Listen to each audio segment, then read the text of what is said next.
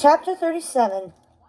Robin sat on a boulder, stirring the nightly stew listlessly, staring off into the forest, feeling restless.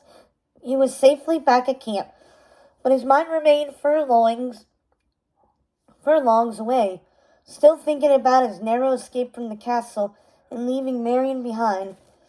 Was she all right? Did they believe her when she pretended to be his victim? What a mess. What a terrible mess. He should have never gone to the castle. He should have left things alone. Now he'd only made everything worse. For himself, and more important, for her. "Hey, Robbie, what do you think you're doing?" someone cried. Robin looked up, startled to see Little John running up to him, a worried look on his bare face. "What?" he asked, confused. "You're burning the chow!" Little John cried, pointing to the pot. Robin looked down. Sure enough, the stew was boiling over and spewing black smoke everywhere. Whoops. He leapt up and tried to grab the pot off the fire, but managed only to burn his paws in the process.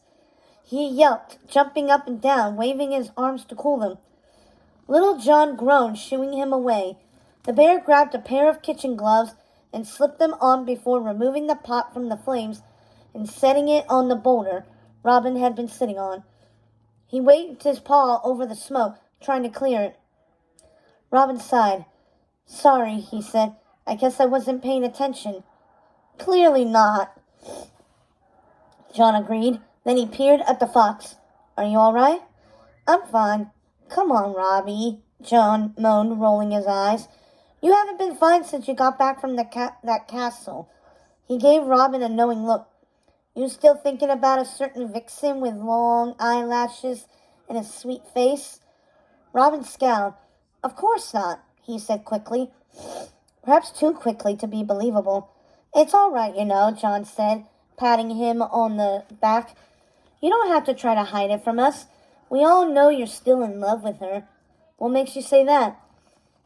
Because we have eyes and ears? Because it's written all over your face?" "Oh." Robin scrubbed his cheeks with his paws. Was he really that obvious? "Face it, Robbie. Whether you like it or not, you are definitely not over Marion," Little John declared in a grand voice. "Maybe you're right," Robin said with a sigh. "But it doesn't matter much, does it?" "What are you talking about?" Robin looked up at the sky. The clouds drifted across the field of darkness. "What are we doing, Johnny?" he asked. "Out here, I mean." "Keeping our heads attached to our shoulders?" Little John quipped. "Sure." Robin began pacing the camp. "Meanwhile, she's back at the castle, risking her own neck without a second thought, while we're hiding in the woods like cowards." He turned to Little John. "And the worst part is, they think I'm a hero." His mind flashed back to the little bunnies, the brave turtle, when I've done absolutely nothing at all. "Now look here, Robbie. Don't be so hard on yourself. You've given us men a good life here in the forest. That's not nothing." "No, but it's not enough either. Marion has shown me that. Maybe you can't change everything all at once. Maybe you can't overthrow a kingdom. But you could do little things, and added up, they can make a big difference. So what do you plan to do?" "I don't know. I don't have a real plan. I just know I can't sit back and let Marion shoulder the burden by herself." He gave his friend a rueful look. "Like you said, I still love her. And loving someone means standing by their side, no matter what." "I understand," John said, slinging his arm around Robin's shoulders.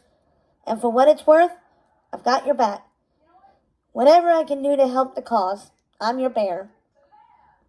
"I knew I could count on you," Robin said with a smile. "You're a good friend, Johnny." "And you're a terrible cook," the bear joked as he pulled the ladle out of the burnt stew, then gave it a taste. "But I love you all the same."